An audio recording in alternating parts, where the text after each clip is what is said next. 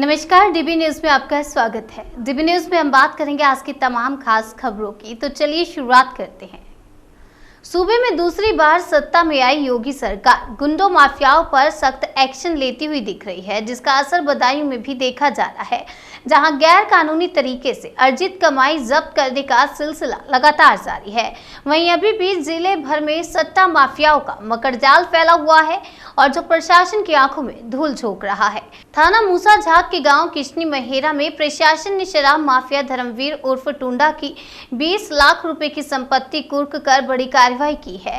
ढोल नगाड़ों के साथ पहुंची पुलिस ने शराब माफिया के घर पर नोटिस चस्पा किया और उसके खेत खलियान पर भी सरकारी मुहर लगाते हुए भूमि अधिग्रहण की कार्रवाई की। डीएम दीपा रंजन के दिशा निर्देश में पहुंचे अफसरों ने माफिया के परिजनों व ग्रामीणों को वार्निंग भी दी। कहा कि यदि अधिग्रहित जमीन आदि पर कोई छेड़छाड़ की गई तो उसे बख्शा नहीं जाएगा। आपको बता दें कि योगी सरकार की सख्ती से जिले में गुंडा तत्वों की नींद हराम हो गई है। वहीं जिले में सट्टा माफियाओं के हौसले अभी भी बुलंद हैं। उझानी में स्टोरिये पुलिस की आंखों में धूल झोंककर गरीबों की गाड़ी कमाई को लूट रहे हैं, जिनका नेटवर्क ग्रामीण क्षेत्रों में भी फैला हुआ है, जिसकी जद में बुजुर्गों से लेकर युवा भी अपनी जिंदगी तबाह कर रहे हैं। स्थानीय लोगों की माने तो इस दलदल में महिलाएं भी धंसती जा रही हैं। आपको बता दें कि शहर के कई घरों को बर्बाद करने वाला ये धंधा कईयों की जान भी ले चुका है। मकड़जाल की तरह शहर में फैला ये काला कारोबार जहाँ गरीबों को कर्जदार बना रहा है, वहीं सट्टा किंग मालामाल होते जा रहे हैं, जो अवैध कमाई से आलीशान मकान, जमीन जायदाद व फोर व्हीलर जैसे सुख साधन का सुख भोग रहे हैं। देखना यह है कि इन पर योगी सरकार का चाबुक कब चलता है और कब खत्म होगा ये काला कारोबार। 3-7 हेक्टेयर कृषि भूमि क्रमशः 1/12, 1/24, 1/24 व 1/12 भाग का बैनामा कराया गया है तथा घाटा संख्या 411 के रकुआ 2.437 हेक्टेयर कृषि भूमि के कुल 1/4 का बैनामा कराया गया है। दिनांक 4/5/2005 को घाटा संख्या 588 के रकुआ 0.253 हेक्टेयर कृषि भूमि का पूर्ण भाग का बैनामा कराया गया है। दिनांक 11/4/2008 को घाटा संख्या 559 के रकुआ 0.281 हेक्टेयर कृषि भूमि के 1/2 भाग का बैनामा कराया गया है। सपा के अध्यक्ष अखिलेश यादव ने बुधवार को भारतीय जनता पार्टी के 42वें स्थापना दिवस के दौरान प्रधानमंत्री नरेंद्र मोदी सहित कई पार्टियों के भगवा टोपी पहनने पर सत्ताधारी पार्टी पर कटाक्ष करते हुए कहा कि जो लोग सपा की लाल टोपी पर ना जाने क्या क्या कहते थे, वे आज खुद टोपी पहने बैठे हैं। सपा अध्यक्ष ने यहां पत्रकारों से बात करते हुए स्थापना दिवस समारोह में भाजपा नेताओं की तस्वीर का जिक्र करते हुए कहा, जो लोग समाजवादी पार्टी की लाल टोपी के बारे में जाने क्या क्या कहते थे, वे आज खुद टोपी लगाकर बैठे हैं। और क्या कुछ बोले अखिलेश, आइए सुनते हैं। जो लॉकर से जो सबसे ज्यादा सुरक्षित होती हैं, उनकी लूट हो गई, ब्याज की लूट, लॉकर की लूट। हम तो अपील करेंगे जनता से, जिन जिन के लॉकर हैं कम से कम अपने लॉकर चेक कर लें। इस भरोसे में न बैठे कि लॉकर से चोरी नहीं हो सकती, लॉकर से लूट नहीं हो सकती। अगर कानपुर में लूट हो सकती है लॉकर में, तो हर जिले में भी कहीं न कहीं बैंकों के लॉकरों से लूट होगी। और मुझे याद है बीजेपी की जब सरकार बनी थी, गाजियाबाद में सबसे पहले सबसे बड़ी लूट अगर हुई थी तो लॉकरों में से रखा हुआ सामान की लूट हो गई। इसलिए मैं अपील करता हूं, जिनके लॉकर में सामान रखा है, कम से कम अपने लॉकर के सामान की जांच करा लें। जो लोग समाजवादी पार्टी की लाल टोपी पे न जाने क्या क्या कहते थे, आज खुद टोपी पहन करके सब कार्यक्रम कर रहे थे। ये चुनाव में जिस समय मुझे अपनी बात रखने का मौका मिल रहा था, पूरे चुनाव में ये बात कही गई कि जैसे ही चुनाव खत्म होगा, पेट्रोल डीजल से लेकर के सब महंगाई बढ़ेगी। सवाल महंगाई का तो है ही है, लेकिन जिस तरीके से बेरोजगारी बढ़ रही है, हमारा यूथ, हमारा नौजवान, उसका भविष्य अंधकार में दिखाई दे रहा है। ये कंटिन्यूटी की सरकार है। ऐसी सरकार नहीं है कि जो कोई नई सरकार बन रही हो। ये सरकार वही है जो पहले सरकार थी। कम से कम नौजवानों को रोजगार और नौजवानों को नौकरी कब सरकार देगी? पूरा नौजवान भटक रहा है। अच्छी पढ़ाई करने के बाद, अच्छी डिग्री हासिल करने के बाद अभी भी घर बैठा है, अपने घर परिवार के बीच में बैठा है, उसे नौकरी रोजगार नहीं मिल रहा है। जहां महंगाई की मार है वहीं बेरोजगारी की भी बड़ी मार हो रही है। और सुनने में तो ये आ रहा है कि कई नौजवान इतने निराश हो गए हैं कि वो आत्महत्या करने तक तैयार हो गए। तो जहां आत्महत्या हो रही हो, नौकरी ना हो, रोजगार ना हो, महंगाई बढ़ रही हो और भ्रष्टाचार खुलेआम बढ़ रहा हो। संसद में केंद्रीय गृह मंत्री अमित शाह ने विपक्ष को मानव अधिकार का पाठ पढ़ाया है। दंड विधेयक पर चर्चा के दौरान विपक्ष के सवालों का जवाब देते हुए अमित शाह ने कहा कि सरकार के हर स्टेप पर शंका खड़ा करना ठीक नहीं है। कुछ सदस्यों में मानव अधिकार की बात की है और सिर्फ मारने वालों का ही मानव अधिकार नहीं है।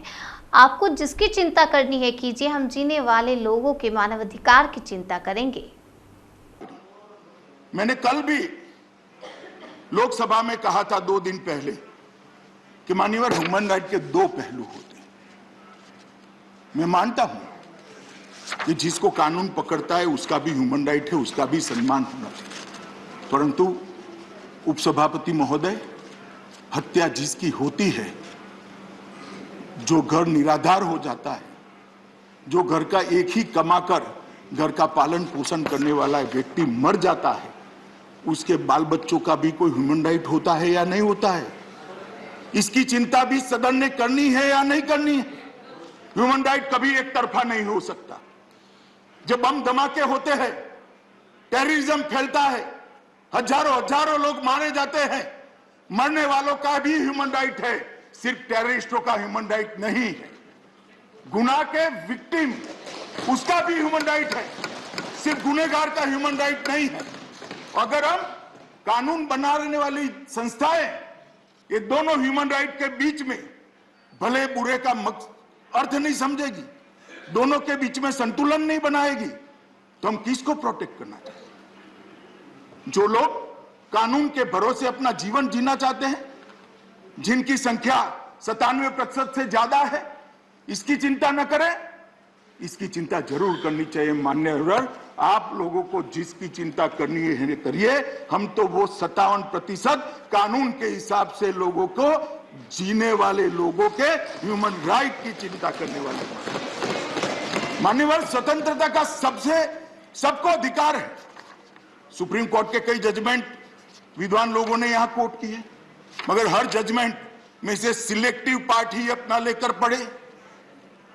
उसके आगे लिखा है कि स्वतंत्रता इस मात्रा में ही उपयोग होनी चाहिए कि किसी और की स्वतंत्रता का हनन न हो जाए।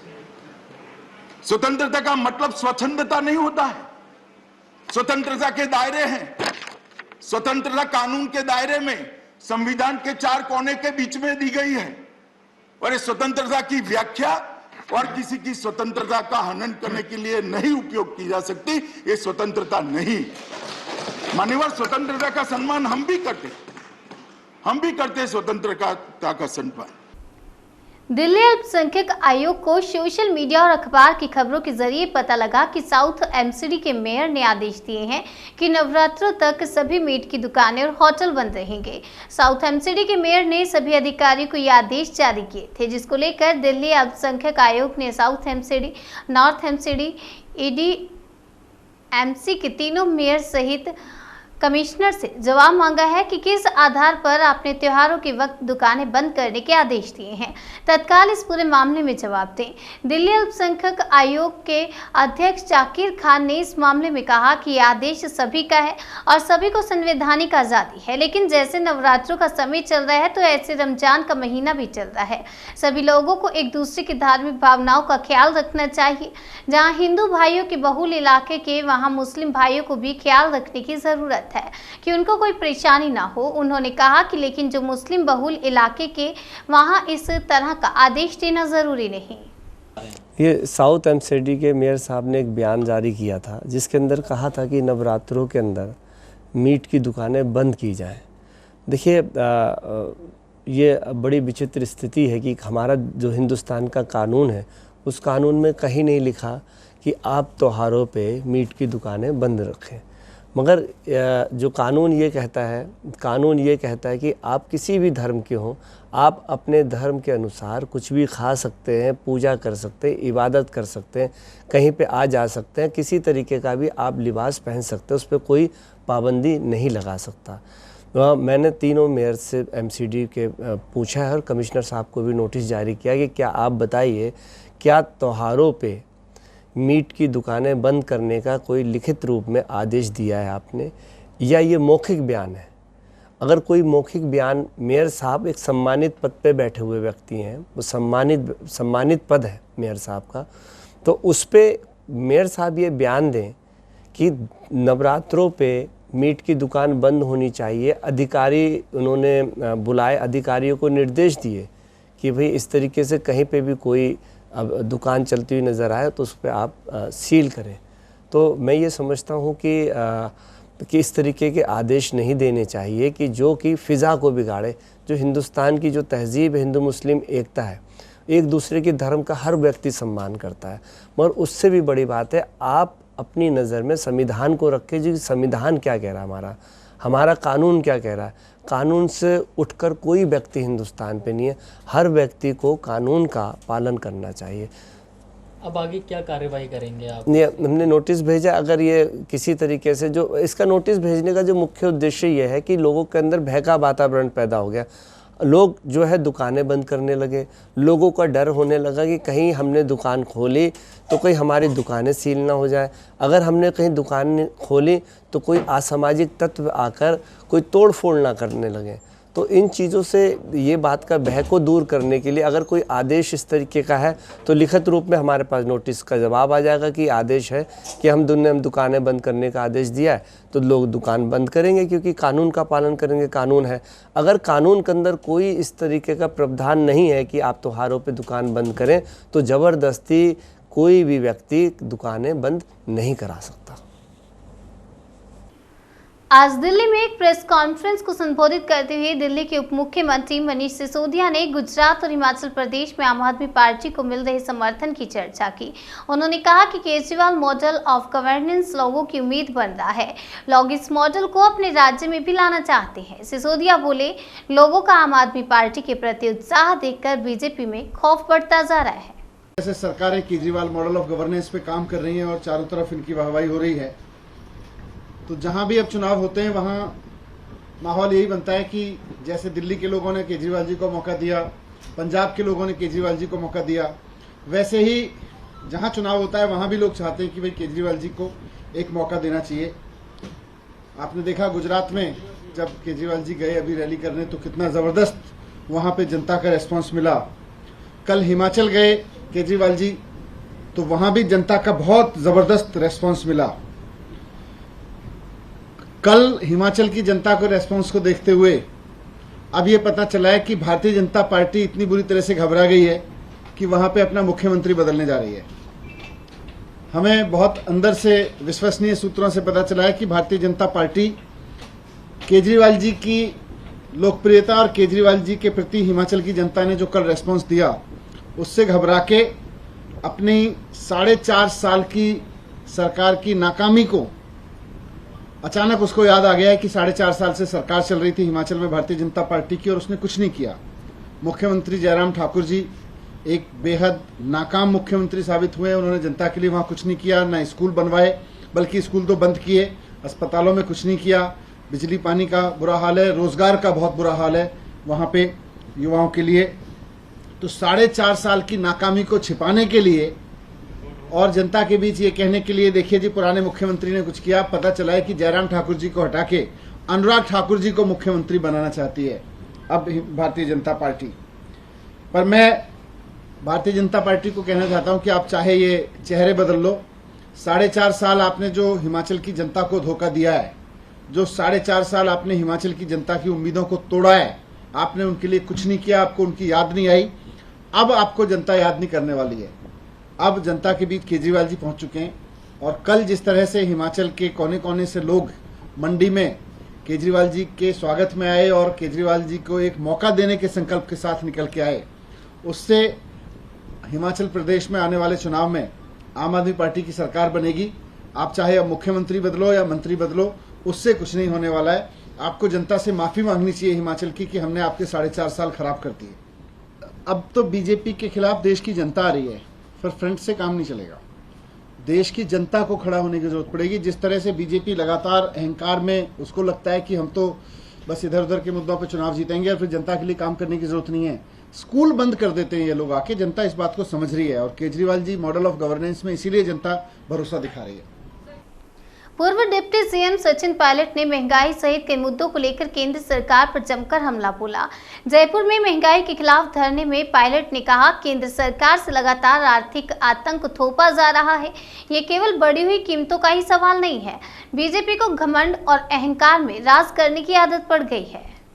इस देश में लगातार एक तरह का आर्थिक आतंक फैल चुका है। महंगाई को लेकर सरकार ने जो पहले वादे किए थे विपक्ष में रहते हुए, सत्ता बनने के बाद उन्होंने ऐसी खुली छूट दी है कि महंगाई आसमान छू रही है। ऐसा कोई घर नहीं है, ऐसा कोई मोहल्ला नहीं है, ऐसा कोई प्रदेश नहीं है जहाँ लोग पीड़ित ना हो। पेट्रोल, डीजल, रसोई गैस, खाद्य सामग्री, हर चीज़ की महंगाई आसमान छू रही है। और मुझे दुख इस बात का है कि केंद्र की सरकार महंगाई को रोकने के लिए कोई कदम उठाने का साहस भी नहीं कर रही है। हम लोगों ने देश भर में संसद के अंदर, संसद के बाहर और आज जयपुर के अंदर धरना किया, प्रदर्शन किया कि सरकार की जो कुंभकर्ण की नींद है वो खुल जाए। सरकार हर मोर्चे पर फेर हो रही है, फौज में भर्तियां नहीं निकाल रही है, सरकार की संपत्तियों को कौड़े के दाम बेच रही है और गरीब जो मध्यम वर्ग है, जो गरीब तबका है, किसान वर्ग है, उस पर इस प्रकार का बोझ डाल दिया गया कि लोग गरीबी में अपने आप को असहाय महसूस कर रहे हैं। 5 करोड़ लोग गरीबी रेखा से नीचे जा चुके हैं। इस केंद्र सरकार को आज के धरने के माध्यम से हम चेतावनी दे रहे हैं कि दामों को कम करिएगा, बहाने मत मारिएगा। सरकार बनी है जनता के विश्वास के साथ। भाजपा की सरकार का दायित्व बनता है कि सरकार दामों को कम करे। और आज का जो हमने धरना दिया है, पूरे प्रदेश में ब्लॉक जिला पर हमने धरना दिया, लेकिन जयपुर राजधानी है, यहाँ पर सब लोगों ने इस बात का आह्वान किया कि बिना समय गंवाए केंद्र की सरकार को महंगाई कम करने के लिए सार्थक कदम उठाने। डीबी न्यूज में आज के लिए फिलहाल इतना ही। तब तक के लिए मुझे दीजिए इजाजत और देखते रहिए डीबी न्यूज।